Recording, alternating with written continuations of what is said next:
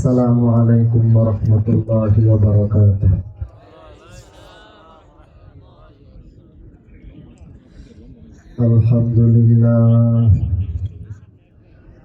الحمد لله نحمده ونستعينه ونستغفره ونؤمن به ونتوكل عليه ونعوذ بالله من شرور أنفسنا ومن سيئات أعمالنا من يهده الله فلا مضل له ومن يضلله فلا هادي له ونشهد أن لا إله إلا الله وحده لا شريك له ونشهد أن سيدنا ونبينا وحبيبنا وحبيب ربنا وطبيبنا وطبيب قلوبنا ومولانا محمدا عبده ورسوله صلى الله تعالى عليه وعلى آله وأصحابه وبارك وسلم تسليما كثيرا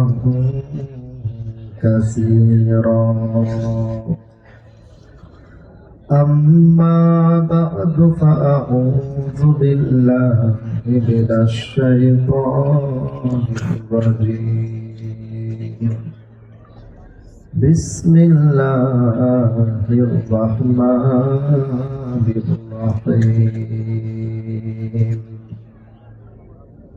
اليوم أكملت لكم دينكم وأتممت عليكم نعمتي ورضيت لكم الإسلام دينا وقال رسول الله صلى الله عليه وسلم أوذيت في الله ما لم يؤذ أحد أو كما قال النبي عليه الصلاة والسلام اللهم صل على محمد وعلى آل محمد كما صليت على إبراهيم وعلى آل إبراهيم إنك حميد مجيد اللهم بارك على محمد وعلى آل محمد كما باركت على إبراهيم وعلى آل إبراهيم إنك حميد مجيد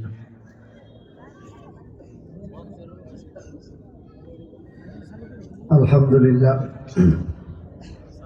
সুম্মা আলহামদুলিল্লাহ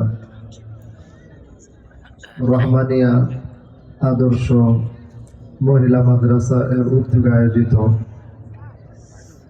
আজকের এই ইসলামী মহাসম্মেলনের অত্যন্ত শ্রদ্ধাভাজন সম্মানিত সভাপতি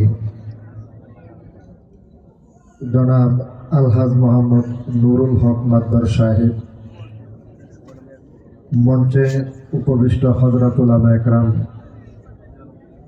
আমার সম্মুখে বসা অত্র এলাকার দিন প্রিয় ইসলাম প্রিয় মুসলমান ভাইরা, মুরব্বী বাবারা, যুবক বন্ধুরা, পর্দার আড়ালে অবস্থানরত সম্মানিত মা ও বোনেরা, শুরুতেই মহান আল্লাহ পাক রব্বুল আলামিনের দরবারে কালিমাতুশ শুকর আদায় করছি যে মহান আল্লাহ পাক রব্বুল আলামিন আহকামুল হাকিমিন আরহামুর রাহিমিন আমাকে, আপনাকে, আমাদের প্রত্যেককে আজকের এই মুহূর্ত পর্যন্ত হায়াত দান করে সুস্থ সবল রেখে দুনিয়াবি সব ধরনের ঝামেলা থেকে মুক্ত করে আলাদা করে হযরত উলামা একরামের জবান থেকে পবিত্র কোরআন ও হাদিসের আলোকে গুরুত্বপূর্ণ কিছু আলোচনা শ্রবণ করার উদ্দেশ্যে আজকের এই জান্নাতি বাগানের সুন্দর একটি পরিবেশে উলামা একরামের সুহবতে আসার বসার তৌফিক দান করছেন। এর জন্য সকলে দিল থেকে আল্লাহ পাকের দরবারে কালিমাতুশ শুকর আদায় করি, সকলে বলি আলহামদুলিল্লাহ। সম্মানিত উপস্থিতি, একেবারেই সংক্ষিপ্ত সময়, কুয়াকাটা হুজুর আসার সাথে সাথে আমার আলোচনার সমাপ্তি ঘটবে ইনশাআল্লাহ। সেই সংক্ষিপ্ত সময়ের মধ্যেই আপনাদের সম্মুখে গুরুত্বপূর্ণ কিছু কথা বলার নিয়ত করে পবিত্র কোরআনুল কারীমের অত্যন্ত বিখ্যাত এবং সুপ্রসিদ্ধ একটি আয়াতে কারিমার অংশ বিশেষ তেলাওয়াত করেছি এবং রাসূল করিম সাল্লাল্লাহু আলাইহি ওয়াসাল্লামের অসংখ্য অগণিত হাদিসের ভান্ডার থেকে একেবারে ছোট্ট এবং সংক্ষিপ্ত একটি হাদিস আপনাদের সম্মুখে পেশ করেছি। যদি আল্লাহ পাক রব্বুল আলামিন আমাকে তৌফিক দান করেন, তেলাওয়াতকৃত আয়াত এবং হাদিসকে সামনে রেখে আপনাদের সম্মুখে গুরুত্বপূর্ণ কিছু কথা বলার চেষ্টা করব। এর জন্য শুরুতেই মহান আল্লাহ পাক রব্বুল আলামিনের নিকট দোয়া চাই, আপনারাও দোয়া করেন যেই কথাগুলো আজকে আমার জন্য দরকার, আপনাদের জন্য দরকার, এই এলাকার সর্বস্তরের নারী এবং পুরুষের জন্য দরকার। আল্লাহ পাক রব্বুল আলামিন যেন ওই সকল দরকারি কিছু কথা আমার মতো গুনাহগার অধম অযোগ্য নালায়েকের জবান দিয়ে বের করে দেন, সকলে বলে আমিন। সম্মানিত উপস্থিতি, আল্লাহ পাক রব্বুল আলামিন এই পৃথিবীর বুকে দ্বীন এবং ইসলামকে জিন্দা করার জন্য, প্রতিষ্ঠিত করার জন্য আব্বাজান হযরতে আদম আলাইহিস সালাতু ওয়াস সালাম থেকে শুরু করে আমাদের নবী, বিশ্ব নবী রহমাতুল্লিল আলামিন হযরত মুহাম্মদুর রাসূলুল্লাহ সাল্লাল্লাহু আলাইহি ওয়াসাল্লাম পর্যন্ত অসংখ্য অগণিত নবী রাসূল প্রেরণ করেছেন। সকল নবী এবং রাসূলগণ এই পৃথিবীর বুকে দ্বীন এবং ইসলামকে জিন্দা করার পিছনে মেহনত করেছেন। এই মেহনতের কারণে অনেক নবী এবং রাসূলগণ বহু কষ্ট, ত্যাগ এবং কুরবানি স্বীকার করেছেন। বহু নবীগণ এই পৃথিবীর বুকে দ্বীনকে প্রতিষ্ঠিত করার জন্য তারা কাফেরদের হাতে নির্যাতিত হয়েছে। অনেক নবীদেরকে হত্যা পর্যন্ত করা হয়েছে। আবার অনেক নবীদেরকে নিজেদের দেশ থেকে বের করে দেওয়া হয়েছে। আবার কোনো কোনো নবীদেরকে চরমভাবে নবীর এলাকায় অপমানিত করে, লাঞ্ছিত করে নবীদেরকে তাদের দেশ থেকে বের করে দেওয়ার জন্য সর্বাত্মক চেষ্টা এবং প্রচেষ্টাও চলেছে। মুসলমান ভাইয়েরা, বহু নবীদেরকে তারা নির্মমভাবে হত্যাও করেছে। কিন্তু আল্লাহ পাকের কসম, সকল ষড়যন্ত্র, সকল হত্যা, সব ধরনের চক্রান্তকে আল্লাহ পাক পিছনে ফেলে তার নবী এবং রাসূলদের যে মিশন ছিল ইসলামকে প্রতিষ্ঠিত করা, আল্লাহ পাক সেই ইসলামকে প্রতিষ্ঠিত করেছেন। কথা বলে ঠিক কিনা? সকল নবীদের ধারাবাহিকতায় সর্বশেষ এই পৃথিবীর বুকে ইসলামকে প্রতিষ্ঠিত করার জন্য যিনি আগমন করেছেন তিনি হলেন আমাদের নবী, বিশ্ব নবী রহমাতুল্লিল আলামিন সাল্লাল্লাহু আলাইহি ওয়াসাল্লাম। তিনিও দুনিয়াতে আগমন করে এই দ্বীনকে, ইসলামকে প্রতিষ্ঠিত করার জন্য বহু ত্যাগ স্বীকার করেছেন, বহু কষ্টের সম্মুখীন হয়েছেন। এমনকি আমাদের নবীজি এই দ্বীনকে, ইসলামকে প্রতিষ্ঠিত করার জন্য যে পরিমাণ ত্যাগ এবং কুরবানি পেশ করেছেন, আল্লাহর কসম আমাদের নবীর পূর্বের কোনো নবী এবং রাসূলগণ আমাদের নবীজির সমতুল্য কষ্ট এবং ত্যাগ স্বীকার করতে পারে নাই। সবচেয়ে বেশি যিনি কষ্ট করেছেন তিনি আমাদের নবী। সবচেয়ে বেশি যিনি জুলুম এবং নির্যাতনের শিকার হয়েছেন তিনি হলেন আমাদের নবী। সবচেয়ে বেশি যার শরীর থেকে দ্বীনের জন্য, ইসলামের জন্য রক্ত ঝরেছে তিনি হলেন আমাদের নবী। সবচেয়ে বেশি দ্বীনের জন্য, ইসলামের জন্য যার চোখের পানি পড়েছে তিনি হলেন আমাদের নবী। একটু আওয়াজ দিয়ে বলেন কথা ঠিক কিনা? আমাদের নবী হযরত মুহাম্মদুর রাসূলুল্লাহ সাল্লাল্লাহু আলাইহি ওয়াসাল্লাম তার ছোট্ট একটি বাণীর মাধ্যমে গোটা পৃথিবীবাসীকে, তার গোটা উম্মতকে এই বিষয়টা জানাইয়া দিয়েছেন। তিনি নিজে বলছেন, উযিতু ফিল্লাহি মা লাম ইউযা আহাদ। আল্লাহর পথে, দ্বীনের পথে, ইসলামের পথে, কোরআনকে প্রতিষ্ঠিত করার পথে, কালেমার পথে, দাওয়াতের পথে আমি নবীকে যে পরিমাণ কষ্ট দেওয়া হয়েছে, আমার পূর্বের কোনো নবী এবং রাসূলদেরকে ওই পরিমাণ কষ্ট দেওয়া হয় নাই। একটু আওয়াজ দিয়ে বলেন কথা ঠিক না বেঠিক? এটা তো আমার কথা না। আপনারা ঠিক বললেও এটা ঠিক, আপনারা ঠিক না বললেও এটা ঠিক, কারণ এটা সরকারে দু আলমের কথা। তিনি নিজে তার জবান দিয়ে এই কথা বলেছেন, আমি যে পরিমাণ কষ্ট করেছি, আমি যে পরিমাণ জুলুম এবং নির্যাতনের শিকার হয়েছি, আমার পূর্বে কোন নবী, কোন রাসূল এই পরিমাণ জুলুম এবং নির্যাতনের শিকার হয় নাই। ও মুসলমান, এটা আমরা সবাই জানি। আল্লাহ পাকের পরে যে নবীর মর্যাদা, আল্লাহ পাকের পরে যে নবীর স্থান, আল্লাহ পাকের পরে যে নবীর আসন, সকল নবীদের ঊর্ধ্বে যে নবীর দাম, সকল নবীদের চাইতে যেই নবীর শ্রেষ্ঠত্ব এবং মর্যাদা বেশি, সেই নবী পর্যন্ত এই দ্বীনের পথে, ইসলামের পথে রক্ত দিয়েছে, জুলুম নির্যাতনের শিকার হয়েছে। ও মুসলমান, নবীকে আঘাত করে, নবীর শরীর থেকে রক্ত বের করে, সেই রক্ত আল্লাহর কসম তায়েফের ময়দানে রক্তাক্ত করে ফেলেছেন তায়েফের জমিনকে। ও মুসলমান, সেই নবী যদি দ্বীনের জন্য কষ্ট করতে পারেন, ইসলামের জন্য কষ্ট করতে পারে, দ্বীনের জন্য রক্ত দিতে পারে, দ্বীনের জন্য ত্যাগ স্বীকার করতে পারেন, আমি আপনাদের কাছ থেকে জানতে চাই, এই বাংলার জমিনে ইসলামকে প্রতিষ্ঠিত করার জন্য, কোরআনকে প্রতিষ্ঠিত করার জন্য, কোরআনের আলোকে প্রতিষ্ঠিত করার জন্য যদি রক্ত দেওয়ার প্রয়োজন পড়ে, আমার নবীর উম্মত হিসাবে কারা কারা রক্ত দিতে প্রস্তুত আছে?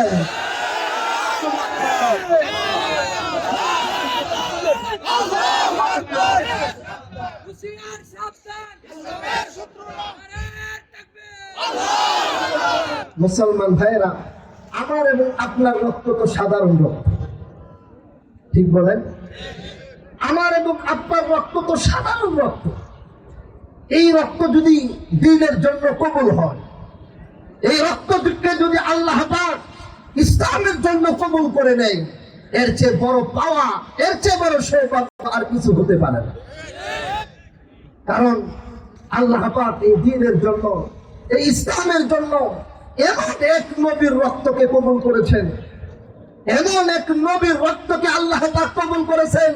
ও মুসলমান, গোটা পৃথিবীর সকল নবীদেরকে যদি এক পাল্লার মধ্যে রাখা হয়, আর আমার এবং আপনার সেই নবীকে অপর পাল্লায় রাখা হয়, আল্লাহর কসম সকল নবীদের পাল্লার চেয়ে আমার এবং আপনার নবীর পাল্লাটাই ভারী হবে। আওয়াজ দিয়া বলেন কথা ঠিক কিনা? এই যে আল্লাহ পাক রব্বুল আলামিন আমাকে আপনাকে সেই নবীর উম্মত করে বিনা চাওয়ায়, বিনা দরখাস্তে এই পৃথিবীর বুকে প্রেরণ করেছেন, আমি আপনাদের কাছ থেকে জানতে চাই, এজন্য আমরা খুশি না নারাজ? সবাই বলে না, নবীর উম্মত হতে পেরে খুশি না নারাজ? আরো জোরে চিৎকার মেরে বলে খুশি না নারাজ? যারা যারা খুশি আছি তুই হাত উত্তোলন করে আল্লাহ পাককে দেখায়। রব্বুল আলামিন রহমানিয়া আদর্শ বালিকা মাদ্রাসার উদ্যোগে আয়োজিত আজকের এই ইসলামী মহাসম্মেলনের দিকে তাকায় দেখো গো মাওলা আল্লাহ, এলাকার মুরব্বী বাবাদের থেকে শুরু করে হযরতে উলামা একরামদের থেকে শুরু করে আল্লাহ, সাধারণ শ্রমিক ভাইদের থেকে শুরু করে যুবক বন্ধুরা থেকে শুরু করে রব্বুল আলামিন পর্দার আড়ালের মা এবং বোনেরা পর্যন্ত আমাদেরকে যে তুমি আখিরি নবীর উম্মত করে দুনিয়ার বুকে পাঠিয়েছো, আল্লাহ গো, তোমার কুদরতি নজরটা দিয়া তাকায় দেখো, তোমার প্রত্যেকটা বান্দা তোমার দরবারে দুইটা হাত উত্তোলন করে দেখাইতেছে, আল্লাহ আমি গুনাহগার তোমার দরবারে দরখাস্ত করতেছি, আমাদের সকলকে কিয়ামতের কঠিন ময়দানে সেই নবীর উম্মত হিসাবে কবুল করে নিও। জোরে বলেন আমিন। রাগ করলেন নাকি? হুজুর কষ্ট দিলেন, হাতটা উঠায় রাখলেন। ও ও মুসলমান, আল্লাহর কসম করে আমি বলতে পারি, এই যে আমি এবং আপনি নিজেদের দুইটা হাত উপরের দিকে উত্তোলন করলাম, মুসলমান ভাইরা যে আমার নবীর মহব্বতে, নবীর ভালোবাসায় অনেক সময় ওয়াজ মাহফিলের প্যান্ডেলের ভিতরে পর্যন্ত গিয়ে আমরা বসে থাকি। মুসলমান ভাইরা আমার সমাজের অনেক নেতৃস্থানীয় ব্যক্তি পর্যন্ত, সমাজের লক্ষ লক্ষ কোটি কোটি টাকার মালিক পর্যন্ত, আল্লাহ অনেক ক্ষমতাবান ব্যক্তি পর্যন্ত, মুসলমান ভাইয়েরা আমার ওয়াজ মাহফিলের মধ্যে আল্লাহর কসম কোরআনের মহব্বতে, নবীর মহব্বতে সাধারণ প্যান্ডেলের মধ্যে বসে থাকে। কেন? কারণ একটাই, আমরা আল্লাহকে ভালোবাসি, আমরা নবীকে ভালোবাসি। কথা বলা ঠিক কিনা? মুসলমান বন্ধুরা, আমার সময় যেহেতু কম, আমি এদিক সেদিক থেকে বেশি লম্বা সময় কথা বলতে পারবো না। তবে আল্লাহ পাক রব্বুল আলামিনের কসম করে আমি বলতে পারি, আল্লাহর পাক রব্বুল আলামিনের কসম করে আমি বলতে পারি, এই যে আমি এবং আপনি নবীকে মহব্বত করি, নবীকে মহব্বতের দাবিদার, ও মুসলমান, আল্লাহর কসম, কিয়ামতের কঠিন ময়দানে যদি আল্লাহ পাক আমাকে আপনাকে আখিরি নবীর উম্মত হিসাবে কবুল করে, নবীর মহব্বত ছিল এটাকে যদি আল্লাহ পাক স্বীকৃতি দান করে, আল্লাহর কসম যত বড় গুনাহগার হই না কেন, আমার নবীর সুপারিশ আমাদের ভাগ্যে নসিব হবে। কথা বলা ঠিক কিনা? ও মুসলমান, ব্যক্তিগতভাবে এখানে উপস্থিত আমরা প্রত্যেকেই আমাদের হায়াতের জিন্দেগির ভিতরে কম বেশি গুনাহ করেছি। মুসলমান ভাইয়েরা আমার এমন একজনও দেখাইতে পারবেন না যে বলবে আমি আমার জিন্দেগিতে কোনো গুনাহ করি নাই। মুসলমান, আমরা সকলেই গুনাহ করেছি, কেউ বেশি গুনাহ করেছি, আবার কেউ কম গুনাহ করেছি। মুসলমান ভাইয়েরা আমার, আমাদের গুনাহের কোনো শেষ নাই। আমরা তো গুনাহ করতে করতে আমরা এক একজন আমাদেরকে জাহান্নামের উপযুক্ত বানিয়ে ফেলেছি। কথা বলেন ঠিক কিনা? কিন্তু মুসলমান, আমি আপনাদের সকলকে অনুরোধ করে বলতে চাই, ব্যক্তিগত জীবনে আমি এবং আপনি যত বড় গুনাহগার হই না কেন, আমি আপনাদের সকলকে অনুরোধ করে বলবো, ব্যক্তিগত জীবনে যত বড় গুনাহগার, যত বড় পাপিষ্ঠ হই না কেন, আমি এবং আপনি আমাদের এই হায়াতের জিন্দেগিতে আমাদের নবীজিকে পরিপূর্ণরূপে মহব্বত করার চেষ্টা করব ইনশাআল্লাহ। রাজি আছেন ইনশাআল্লাহ? একটু জোরে বলেন, রাজি আছেন? দুটো হাত উত্তোলন করে আল্লাহকে দেখান। নারে তাকবীর, নারে তাকবীর, নারে তাকবীর। ও মুসলমান, আল্লাহর নবী বিশ্ব নবী মুহাম্মদুর রাসূলুল্লাহ সাল্লাল্লাহু আলাইহি ওয়াসাল্লামের দরবারে গেলেন একজন সাহাবী গিয়ে বলতেছে, ইয়া রাসূলুল্লাহ, আমি আমার ব্যক্তিগত জীবনে বেশি নফল নামাজ পড়তে পারি না, এমনকি নবীজি আমি আমার জীবনে অতিরিক্ত বেশি নফল রোজা পর্যন্ত রাখতে পারি না। বিশ্ব নবীজি বললেন, সাহাবী, বেশি নফল রোজা তুমি রাখতে পারো না, আবার বেশি নফল নামাজ পর্যন্ত তুমি আদায় করতে পারো না। সাহাবী, তাহলে তোমার জীবনে এমন কি আমল আছে, কোন আমলটা তুমি করো? ও মুসলমান, আল্লাহর নবীর সাহাবী বললেন, নবী গো, আমি যদিও বেশি নফল রোজা রাখতে পারি না, আমি যদিও বেশি নফল নামাজ পর্যন্ত আদায় করতে পারি না, কিন্তু নবী আমি আমার অন্তর থেকে আপনাকে মহব্বত করি, আপনাকে ভালোবাসি। বলেন সুবহানাল্লাহ। বিশ্ব নবীজি তখন বললেন, সাহাবী, যদিও তুমি অতিরিক্ত বেশি নামাজ পড়ো না, অতিরিক্ত নফল রোজা পর্যন্ত তুমি রাখতে পারো না, কিন্তু তুমি তো বলতেছো আমাকে মহব্বত করো, আমাকে ভালোবাসো। আমি নবী মুহাম্মদ তোমাকে জানায় দিচ্ছি, তুমি যদি আমাকে মহব্বত করো, আমাকে ভালোবাসো, কিয়ামতের কঠিন ময়দানে তুমি আমার সাথে থাকবা। সুবহানাল্লাহ বলেন, আর একটু জোরে বলেন সুবহানাল্লাহ। নবীকে মহব্বত করলে, মুসলমান নবীকে ভালোবাসলে, নবীর সাথে জান্নাতে থাকা যাবে, নবীর সাথে হাসরের ময়দানে থাকা যাবে। আমরা নবীর সাথে থাকতে রাজি আছি তো ইনশাআল্লাহ? শুধু রাজি কেন, নবীর সাথে থাকতে গিয়ে যদি আমাদের জীবন দিতে হয়, মুসলমান জীবন দিতে রাজি আছি নবীর সাথে থাকার জন্য। রক্ত দেওয়ার প্রয়োজন পড়লে আমরা রক্ত দিতে রাজি আছি। আমার দেবেন কথা ঠিক কিনা? নবীর উম্মত নবীর জন্য সবকিছুই করতে রাজি। মুসলমান ভাইয়ের আমার যার বাস্তব প্রমাণ, যার বাস্তব নমুনা হযরত সাহাবায়ে কেরাম রাদিয়াল্লাহু তাআলা আনহুমগণ আমাদের সামনে পেশ করে গেছেন। নবীকে মহব্বত করছে, নবীকে ভালোবাসছে। মুসলমান নবীর মহব্বতে, নবীর ভালোবাসায় তারা তাদের নিজেদের জীবন পর্যন্ত দিয়েছে। মুসলমান বিশ্ব নবীজি মক্কাতুল মুকাররমা থেকে দ্বীনের দাওয়াত নিয়ে, ইসলামের দাওয়াত নিয়ে যখন তায়েফের ময়দানে গেলেন, মুসলমান ভাইরা আমার তায়েফের সর্দারেরা আমার নবীর ইসলামের দাওয়াত, কালেমার দাওয়াতকে তো গ্রহণ করেই নাই, বরং তায়েফের সর্দার এবং নেতৃস্থানীয় ব্যক্তি যারা ছিল তারা তায়েফের যুবকদেরকে আমার নবীর পিছনে লাগিয়ে দিয়েছিল। কথা বলে ঠিক কিনা? তায়েফের যুবকেরা ও মুসলমান বিশ্ব নবীর পিছনে এমন ভাবে তারা লেগেছিল, কিতাবের মধ্যে আসছে আমার নবীর গলার মধ্যে তারা রশি পর্যন্ত লাগাইছে। মুসলমান ভাইয়েরা যে আমার রশি লাগায়া বিশ্ব নবীজিকে তায়েফের বাজারে বাজারে তারা নিয়ে গেছে। একদল সামনের দিক থেকে টান দিছে, আরেক দল পিছন থেকে আমার নবীজির দিকে পাথরগুলো পর্যন্ত ছুঁড়ে মারছে। বিশ্ব নবীজি সরকারে দু আলম ও মুসলমান, এই নবী নিজে বর্ণনা করছেন আনা নবিয়ুল আম্বিয়া, আমি হলাম সকল নবীদের পর্যন্ত নবী। যে নবী নিজে বলছেন আনা সাইয়্যিদু বুলদি আদম ইয়াউমাল কিয়ামা, আমি কিয়ামতের কঠিন ময়দানে সকল আদম সন্তানের সর্দার হব। সুবহানাল্লাহ বলেন। যে নবী নিজে বর্ণনা করছেন আনা খাতামুন নবিয়্যিন, আমি হলাম সর্বশেষ নবী, লা নাবিয়্যা বাদি, আমার পরে পৃথিবীর বুকে কোনো নবী আসবে না। মুসলমান যেই নবী নিজে বর্ণনা করছেন আনা আউয়ালু মান ইয়াকরাউ বাবাল জান্নাহ, আমি সর্বপ্রথম যে নাকি জান্নাতের দরজার মধ্যে ঢোকা দিবে।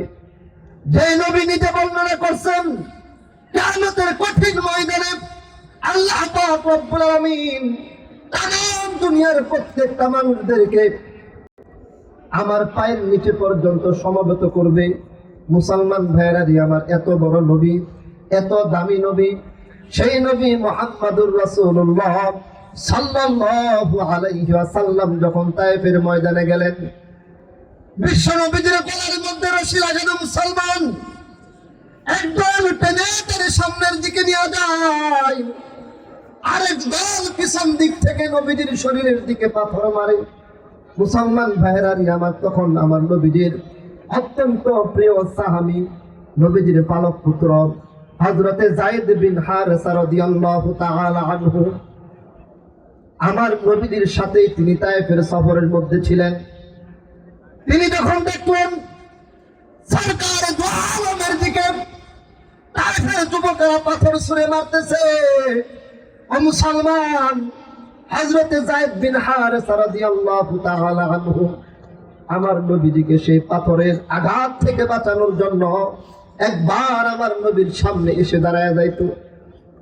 ও মুসলমান আবার হযরতে যায়েদ বিন হারেসা রাদিয়াল্লাহু তাআলা আনহু আমার নবীজির শরীর থেকে পাথরগুলোকে ফেরানোর জন্য আমার নবীজির পিছনে দাঁড়ায় যাইতো। মুসলমান ভাইরা আমার আবার কোন সময় ডান পাশে দাঁড়াইতো, আবার কোন সময় আমার নবীজির বাম পাশে দাঁড়াইতো। এরকম চতুর্দিকে তিনি একাধারে দৌড়াইতেছিলেন। ও মুসলমান, চতুর্দিক থেকে আমার নবীজির দিকে যখন পাথর আসে, হযরতে যায়েদ বিন হারেসা রাদিয়াল্লাহু তাআলা আনহু চতুর্দিকে দৌড়ায় যাইতেন আর আমার নবীজিকে পাথরের আঘাত থেকে রক্ষা করার চেষ্টা করতেন। মুসলমান ভাইয়েরা আমার তারপরেও কিন্তু নবীজির পিছু ছাড়ে নাই। কথা বলেন ঠিক কিনা? কিতাবের মধ্যে আসছে হযরত যায়েদ বিন হারেসা রাদিয়াল্লাহু তাআলা আনহু তায়েফের জমিনে এত বেশি রক্তাক্ত হয়েছিলেন, এক পর্যায়ে ওনার শরীর থেকে রক্তগুলো গড়িয়ে পড়তে পড়তে তিনি এতটুকুই দুর্বল হয়েছিলেন, আল্লাহর কসম দাঁড়ানোর মতো শক্তি তার গায়ের মধ্যে ছিল না। তায়েফের জমিনে তিনি পড়ে গেছেন, দাঁড়ানোর শক্তি নাই।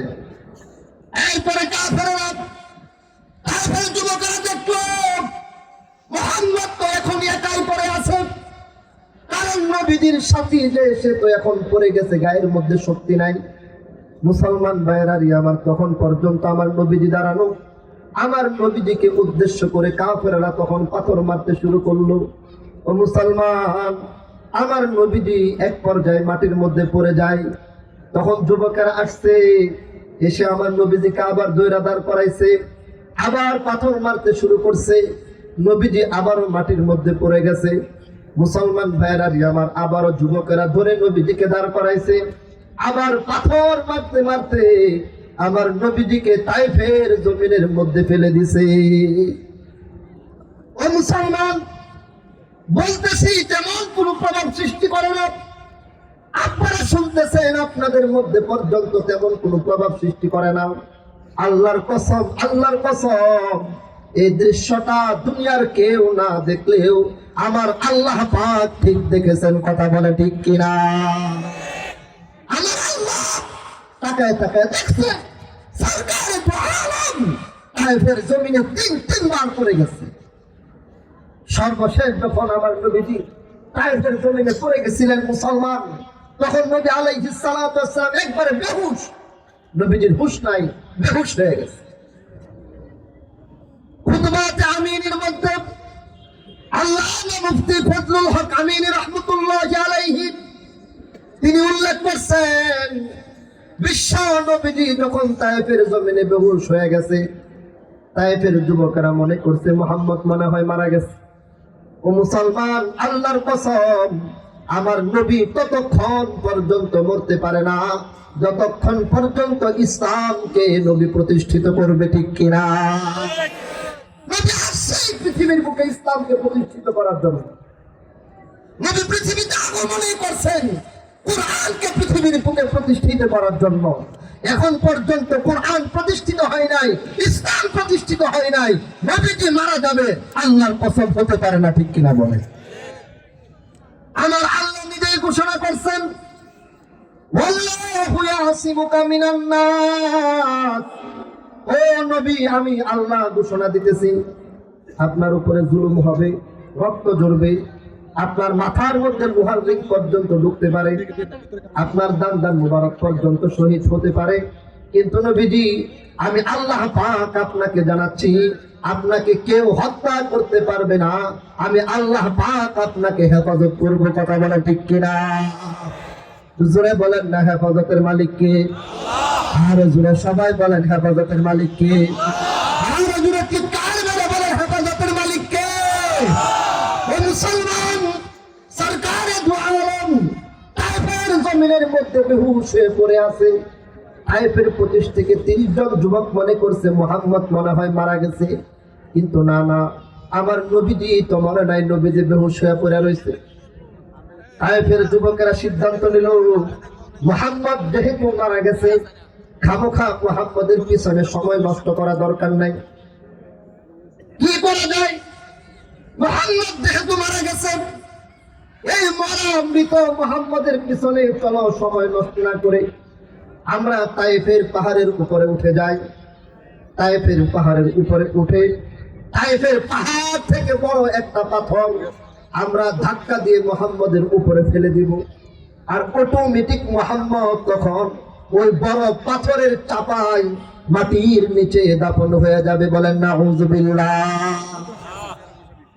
25 থেকে 30 জন যুবকের পরামর্শ, তায়েফের 25 থেকে 30 জন যুবক সরকারে দু আলম যখন তায়েফের জমিনে বেহুশ হয়ে পড়ে আছে, পাহাড়ের উপরে উঠছে, বড় একটা পাথর ধাক্কা দিতে শুরু করছে।